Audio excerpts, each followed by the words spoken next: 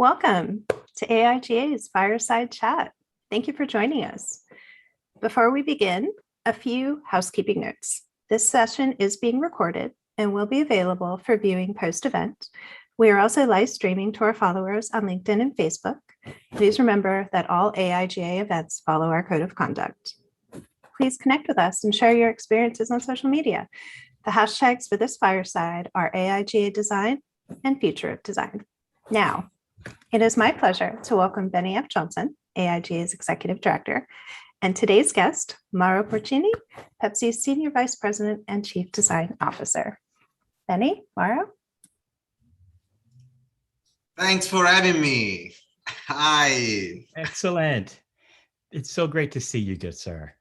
And greetings, everyone, for joining us, too. I'm Bennie Johnson, head of AIGA, and welcome to our Fireside. Today, we have an incredible conversation. It's going to be fun and informative with the award-winning designer, innovative leader, global citizen, and dreamer, Mauro Porcini. Mauro came into Pepsi in 2012, and it was a major announcement as he was the first chief design officer in the history of the organization. In this position, he's infused design thinking into all of PepsiCo's culture and leading a new approach of innovation by design. His impacts can be felt throughout the company, product platforms and brands, which include household favorites of Pepsi, Lay's, Mountain Dew, Gatorade, Cheetos, Aquafina, and more. His focus extends from not only the physical to the virtual expressions of these brands, from product to packaging, events, and all the spaces in between. Mauro is also the host of his own successful video podcast, In Your Own Shoes. And I've humbly been a guest on an upcoming episode. I'm excited and that Mauro and I are able to have a conversation. Yeah, to bring him in today. He's been a judge for New York by Design and America by Design, and just recently published his first book. So I'd like to welcome you all today to a conversation with just Mauro and Bennie. How are you doing, good sir? Thanks for having me once again. I'm very good. And thanks everybody that decided to spend 1 hour with us today. It's going to be fun, I hope. For me, for sure. So Mauro, one of the things, whenever I think about you and I think about the work you're doing at Pepsi, without limits always comes to mind, right? I see the things that you're doing and I pause and I'm in disbelief sometimes, and to see how you're able to push and accelerate creativity. How have you been able to do that in Pepsi? Take a legacy brand like that. You know, I love the fact that you use these two words, without limits. It's really the mindset that we have, that I had from the very beginning. You know, the limits for me is the goal. And so I have a goal. I try everything I can to achieve that goal. And then when I arrive to that goal, I set immediately a new one. And so it's without limits, meaning that it's a never-ending journey towards excellence, just to name, you know, to use a word that is also the title of my book. But excellence meaning creating value, first of all, for people, for the society we live in, for our planets, that is our environment where these people live. And at the end, I believe that if you do create that kind of value for people, then you can create value also for your company, for your business. Today, more than ever. Today, in a world where you cannot protect mediocrity, average things anymore, as we used to do eventually, some companies in the past. How do I do it? Well, I think every company of the world is looking for this kind of excellence. And I think any designer of the world has the desire of creating, producing excellent work or pushing the boundaries and the limits, you know, further and further. But often what happens is that our own design community struggle to create a connection with the business community, to communicate with the business community, to storytell what we do, to explain the value of what we do. And what I've been trying to do in these companies, in PepsiCo now, in 3M, the tech company in the past, it's been always the one of being a sort of cultural translator, an interpreter between the world of design and the world of business. And by the way, there is also a third very important dimension, that is the world of technology, science, R&D. The three pillars of innovation, the world of technology on one side, the world of business on the other, and then the world of design, that for me is nothing else than the world of human beings. We are somehow the ambassadors of the needs and wants of people, of the human beings out there in these companies. We leverage the business strategy and the technologies of these companies to create value for these people. What we need to do to be successful in these companies to make sure that we are able to translate what we do, the value we create, into something that is understandable by the business community and understandable by the R&D community. When we're able to storytell that value, then magic things happen. Well, it really, and looking over the past decade, you've been able to transform the way that Pepsi has thought about that power of design. When you look at it, it's a broad portfolio of products, but also a broad portfolio of touch points. So I'm going to say a few just to kind of give our audience a sense of this. London, Mexico City, Bangkok, New York, Dallas, Shanghai. You're commanding teams and working with teams and people in all of these spaces. How, for you, are you able to touch these points of food and culture in our everyday to inform and inspire teams to work globally? Look, I think the first rule is to surround yourself with the best possible talent you can find. For me, it's been always the number one priority.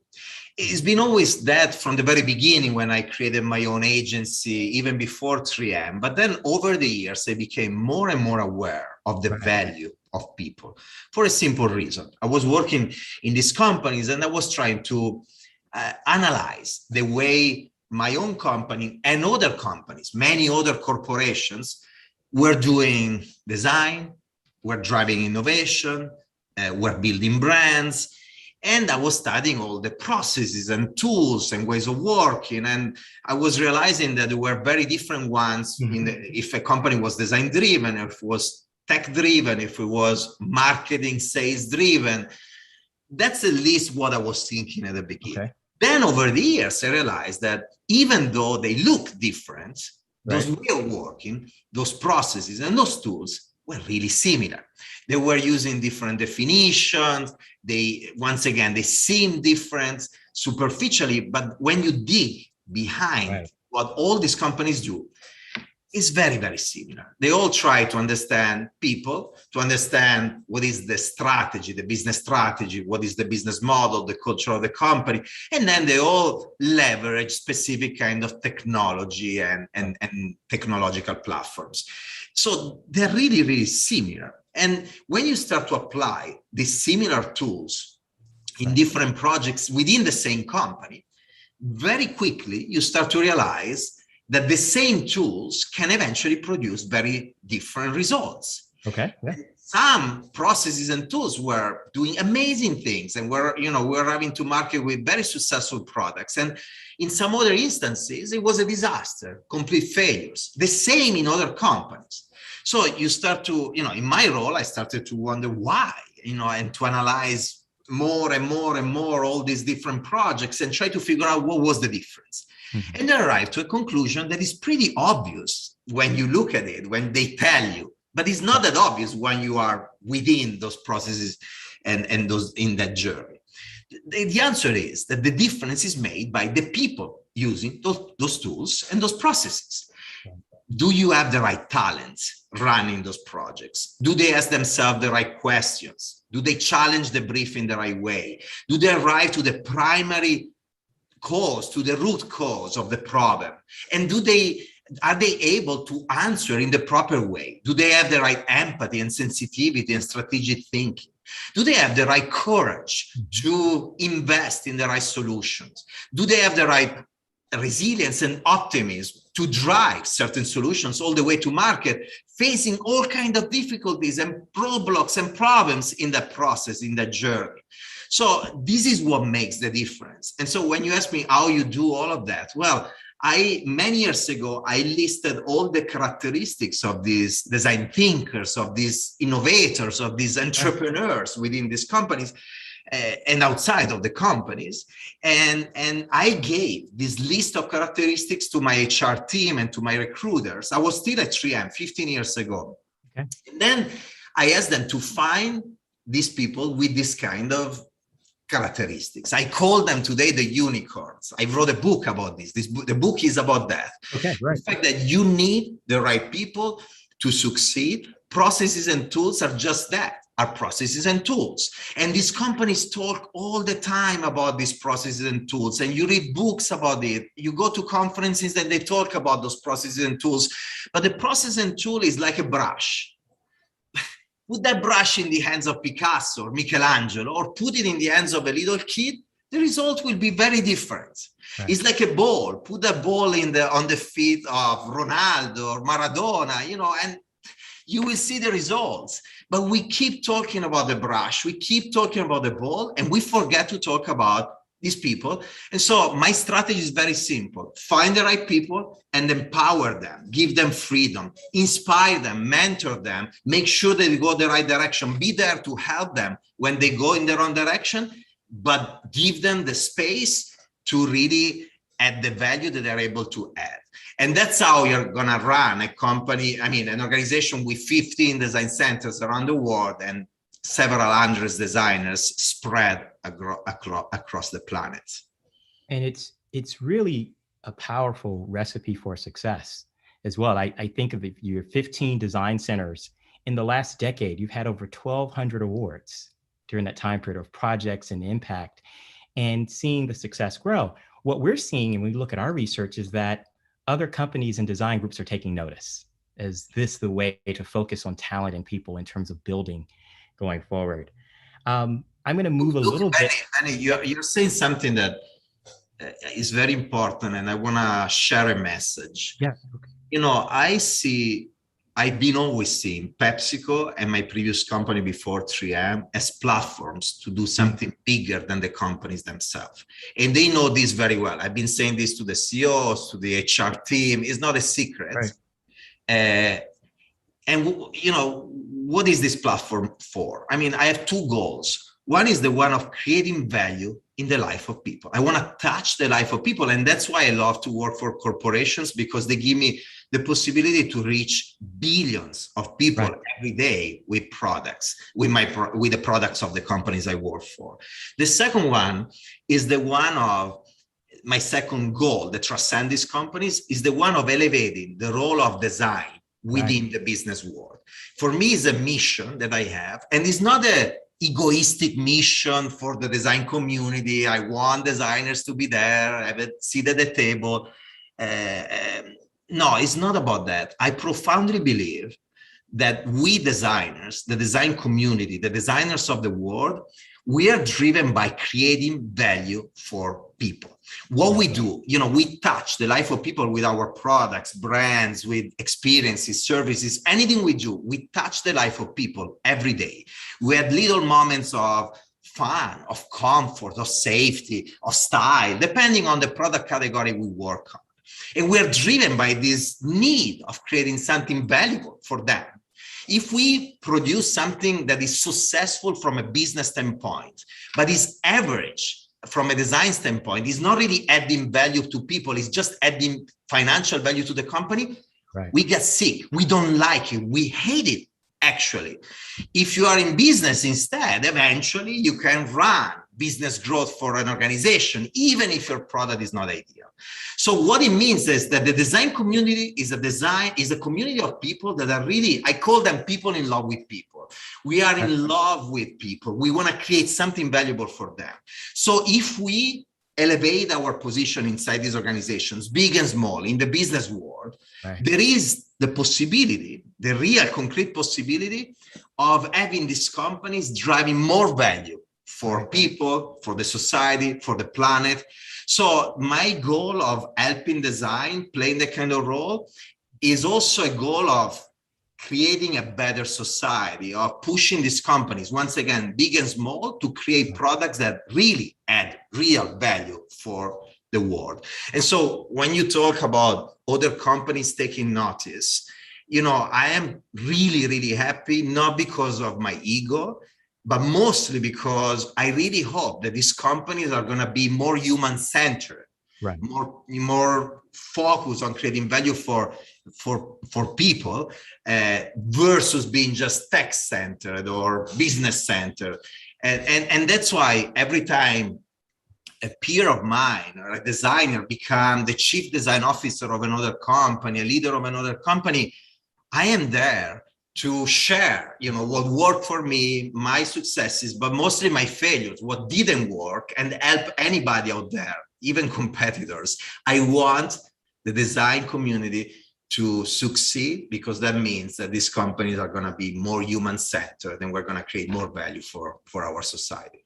It's one of those things that I just want to acknowledge publicly for everyone. When I first started in this role last year, one of the things I wanted to do was elevate our insights and our understanding about the power of design, not just within our community and ourselves, but those around in the world in there. And I had this idea of extending and creating a more evergreen research platform. And one of the first people to take me up on this idea was Mauro. And we had this conversation about design being more and how could we come in and learn more together. And Mauro and his team were one of the first to come in and help sponsor to provide the work that we've done. And we just launched the end of the research for this year, and it elevates exactly these points. It highlights the points about the evolution of design and the opportunity we have as we grow forward in the future. I'm going to have a bit of poetry here, Mauro. You wrote a piece the end of last year, and I think it sums up what we just said. And it says, good design is all about people. Good design is a meaningful experience. Good design is a functional product. Good design is a relevant context. Good design is a beautiful object, and good design is in the boldness of vision and the nuances of execution. So the boldness of vision and the nuances of execution. I'm going to take you back to something that was really was written about extensively about a year ago, and it was a big project for you on the team, redesigning the 2-liter bottle. And you wrote about how this was one of the toughest challenges you ever had. And we talk about scale and scope and impact for your organization, redesigning the iconic 2-liter bottle. Talk a bit about that experience and that global scale. Well, this is something that often is not that clear about what you do in a corporation and how difficult it is to work in a company of this scale. You look at the bottle and you're like, I could redesign the bottle. I could do such an amazing work. Then you understand what are the constraints of redesigning the bottle, starting with the fact that as soon as you add a little bit of plastic at that scale, the impact on the environment is huge. The impact on the cost of the goods is huge. Adding a gram of plastic, it could have an impact of hundreds of millions of dollars of cost to the company. So that gram of plastic that you add, or the different shape, you don't want to add plastic, the different shape that you design that could cost hundreds of millions of dollars to the company needs to be justified by hundreds of millions of dollars of additional revenue if you do something like this. But that would be even easy. The problem is that when you produce at that scale, you have so many different constraints in the production. Like in a bottle like this, you have 3 different touch points of this bottle that move at the speed of light in the line of production. So you need to design around those constraints. You need to use as less plastic as possible, but still you want to have something that is very iconic when you see it, that is on brand. You need to understand that eventually you are designing for a brand, but the line of production is producing also for other brands. So how do you add flexibility within the constraint? So there are many, many different things that you need to consider. And that's why I talk about the boldness of the vision. We need to push the boundary. We need to try to do different things all the time. And they will always tell you all the time when you try to change something, not just a bottle, the culture of a company, anything, a product, anything, they will tell you it's not possible. The first answer will be always that, because the people that surround us, everybody, including ourselves in other situations eventually, we are all designed by Mother Nature or by God, depending on what you believe on, to protect the status quo, to protect the inertia. It's part of our instinct. It's part of our preservation instinct. So that happened also in the business world. You cannot do it. You cannot do it. So you need to be able, when you have this bold vision, to understand also the nuances of what you are designing and proposing, right, so that you can challenge the status quo. You can work with people pushing back to really change things. And that's why we go back to what I was saying earlier. You need to understand, therefore, the language of all the different disciplines that surround you, that work with you. You need to understand the business language. You need to understand the technology language. You even need to understand the legal language. Sometimes, there are legal reasons why you shouldn't do certain things, but in reality, you can do them and still, protect your company, your brand, but just looking at things from a different standpoint, from a different kind of perspective. You need to, and what do you need to do, therefore, as a designer? Well, you need to be curious, humble, and respectful of all this diversity of backgrounds, technical backgrounds, and then diversity, more broadly, any kind of diversity of thinking. Because the more you are humble, understanding that you have a point of view, but there are many other point of views, and you have a skill set, and there are many other skill sets, and they're all valuable, and you need to leverage them all, and you need to understand all the different dimensions. The more you are respectful of these different backgrounds and point of views, the more you open a dialogue with them, the more you will grow, the more you will learn, the more you will become an holistic innovator, and the more you will be able to really push the boundaries of what is feasible and what is not. Alberto Alessi, the kitchenware company, many years ago used to say, innovation is really, about working on the fine edge between the feasible and the unfeasible. Our role is not to accept the unfeasible as such. Our role is to push the boundaries of what is feasible, a little bit more all the time, a project at a time. But to do that, you really need to have the right knowledge, the right insights, driven by the right curiosity. And also you need to surround yourself, as I said earlier, of the best talents, not just in design, you were talking about design earlier, but in other disciplines as well. Not fear them, have self-confidence, but in the meantime, take them with you in that journey. This is really, really important.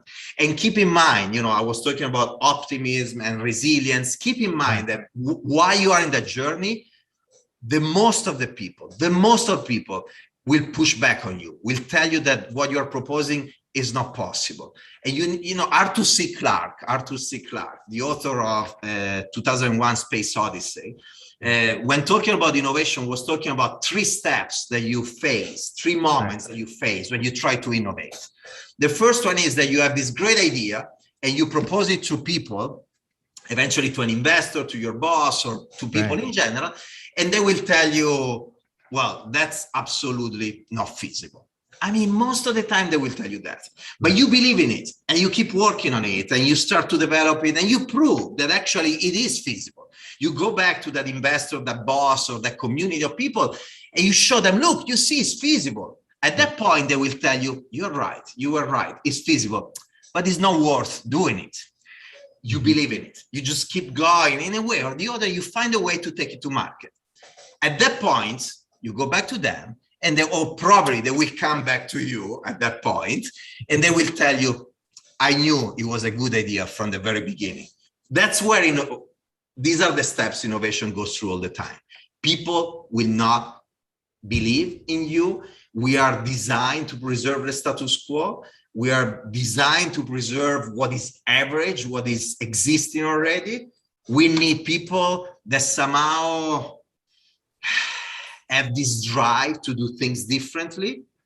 Often they're pioneers, often they're on their own. They need to bring as many people with them. They need to have the right ability to inspire them, to bring them with them. And then they need to push the boundaries of what is feasible, transform it and transform the unfeasible in feasible and change the world. And really, you speak for recipe of pushing this boldness through and bringing together and working in spite of, and bringing together teams that can take those leaps with you. right? We talk a bit, we have lots of conversations about things like architecture before, and living in a space in which you're imagining things that others can't see, and then pulling together a team, whether they're plumbers or structural engineers, to help you actually build and make this happen. I mean, it's such a great metaphor for our conversation. We're talking about setting these bold visions. And earlier we had talked about being bold and then having a mechanism to hold yourself accountable. Yesterday, and it's kind of incredible timing for us, PepsiCo just announced a major initiative that's PepsiCo Positive. And it's an initiative about looking at positive change for our world. It's an initiative that looks at sustainability and the environment. It focuses on positive agriculture, positive value and supply chain, and then positive choices, the way your brand engages with the world. Talk a bit about this initiative and what's the role that design is going to play in this work for Pepsi charting their future. Yeah, design was part of the creation of this strategy, something that our CEO, Ramon Laguarta, profoundly believed in. Ramon became CEO in 2018. Before Ramon, already Indra Nooyi had this vision of performance with purpose. And so a performance of the company in a purposeful way. Ramon doubled down on some of these elements and added a few more. And year by year is sharing a series of commitments that are broader and bigger and higher all the time. And this is, you said it earlier, the making it public and say, okay, we have these goals means that you need to stick to those goals. You need to work against them. And some of them are really difficult to achieve. I mean, this is I think the very important point that eventually through the press release and the articles don't come out, but they're bold commitment. They're very bold commitment in the environment we're in today. And they're driven by, I think, a sincere belief of our CEO and our executive team that we need to play an important role to drive a better planet, a better society, a more sustainable planet, a more sustainable society holistically. The difficulty is not just on the commitment of the company. Actually, on what we can control, it is not that difficult. We control certain variables, we can drive them. We need consumers, a word that I don't particularly like. Usually I call them people, but in this context, consumers, people buying our products, we need them to come with us, to embrace this different approach, to buy certain kind of products in our portfolio, to amplify the message, to really embrace certain kind of directions. And so when a company embarks in a mission like this, there is the role of the company, but then there is the role of the society. We're united in this. It's a journey. We need to work hand in hand to go in the right direction. So I'm really glad of what the company is doing, mostly because with the scale we have, we can really have a big impact. As a designer, but also as a person, I always had close to my heart the idea of sustainability. And when I joined this company 9 years ago, obviously right away I asked myself, okay, what about the plastic issue, for instance, and what can we do there? And talking with Indra first, and then later on, now with Ramon, it became very clear to me that through a company of this size, with the scale we have, I could have had an impact that is higher and bigger than anything I could have done on my own. Even if I was building a very successful startup, I could never have the positive impact on the environment I can have by working in this company, pushing the company in the right direction.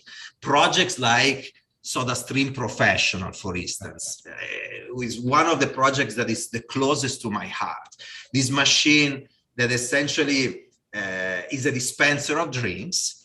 You go in front of the machine with your reusable bottle with a QR code, or you can have a QR code on your app. The machine recognizes you. There is a screen like an iPad in front of you, recognize your profile, and you can customize your drink, starting from water, adding carbonation, regulating the temperature, adding flavors of different intensities. So you can come up with a hot water with an intense flavor of lemon, or a sparkling water with a very light touch of mango. And then you can add functional ingredients, electrolytes and vitamins. And so this machine is all about sustainability, health and wellness, personalization of products enabled by technology.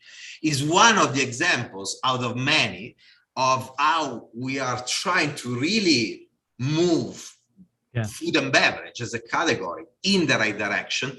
And the scale of the company is really helping to have a major impact. But once again, we need people out there to embrace these solutions, so we can push more and more and more of them. I'm going to take you back a little bit and ask, did you ever imagine when you were growing up in Italy that the work that you would do would have this global scale and impact? Could you even imagine that would happen? No, I never, look, when I was a kid, I didn't imagine my future, where I was going to be. The only thing I wanted was to have an impact somehow on the life of people. I was driven by the idea that when in the future, when I was gone, I was dead, people would remind me for something I did that was positive. And obviously now I describe it in this way. I'm 46. When I was a kid, I wasn't able to describe it in this way, but I had that kind of drive. I wanted to create something positive that could make me memorable. Is an instinct, is a sort of legacy creation. And later on in life, I write about this in the book as well. At the end of the book, I write about how to design happiness. And I did a lot of research on the topic, and talk more about that. Talk more about design and happiness. It's not easy, obviously. I don't have the recipe, but there are some directions that are not coming from me. It's common knowledge in the human science world. Essentially, there are three dimensions of this. The first one is working on yourself, your identity compared to others. So who you are, and defining yourself. In the book, I make a metaphor. We are like the non finiti of Michelangelo. Michelangelo, towards the end of his career, he was making these sculptures that were raw stone, and his theory was the figure, the person, is already in the stone. And my role as a sculptor is to carve out the stone so that the figure come out, but he's already in the stone. So towards the end of his life, he started to make this sculpture that were stones, and then you could start to see a little bit of the figure that was coming out of the stone. He called them the non finiti, the unfinished, or the prigioni, the slaves. And so in my metaphor in the book, I talk about the fact that we are stone at the beginning of our journey. And then what we do during our life is we start to carve out the stone to take shape. And we have a choice. We can take our own shape with our original point of view, our perspective, or we can copy others. Many people today copy others. In social media, you have, the people you want to be like. It could be an influencer, it could be your boss, it could be a friend. And the reality, what we should do instead is to take all these people as benchmarks, learn from them, but then define our own unique point of view. So the first step towards happiness is to define yourself. Often your job is a platform to do that, but it's not the only one, obviously, especially for people that don't have a job. The second dimension is the dimension of you in connection with people you care about, your family, your friends, your close community. It's a moment where you give love, you give something to others, you know that something will come back. You shouldn't give to get back, though. You just give out of generosity. You need to give love, but you know that in a way or the other, in the close community of people, family, friends, close people, you will get it back. Maybe not directly from the same person. Maybe you give a lot of love to your kids, and for 10, 15, 20 years, they don't care, they fight you. But then sooner or later, it will come back from them or, from life. Then there is a third dimension. And we often get to the dimension later in life, even though there are few people that get it right away. Like Greta Thunberg, for instance, got it right away. For many of us, including myself, I got it later in life. And this is the dimension of transcending yourself, doing something that is bigger than you, and devote yourself to the cause. And for me, I mentioned it earlier, for me it's been, creating value through this platform for people, for the society. So pushing positive products out in the world as much as I could out of the platforms that we're working in, helping the design community. But once again, with that idea of helping the world, and more recently, pushing this optimism, this positivity, this idea of kindness, of being a good person in the business world. The book for me is a milestone in this. And I realized, with Italian publication, then it would be in English in September 2022. For now, it's in Italian. I realized in my conversations with the media that people were really surprised about this idea of positivity, optimism, kindness, respect, all these values I was talking about. And so I realized more than ever now that there is a need to scream to the world that we need that kind of attitude, not just for ethical reason. Now there is also business value in having that kind of behavior within companies and organizations. So going back to your question and why I describe all of this, well, this dimension of transcendence is within us from the very beginning, is something that you do in your search for immortality. Is when you're right to understand that to last beyond your death, you need to do something that is bigger than you, that you live to humanity, that create an impact on people.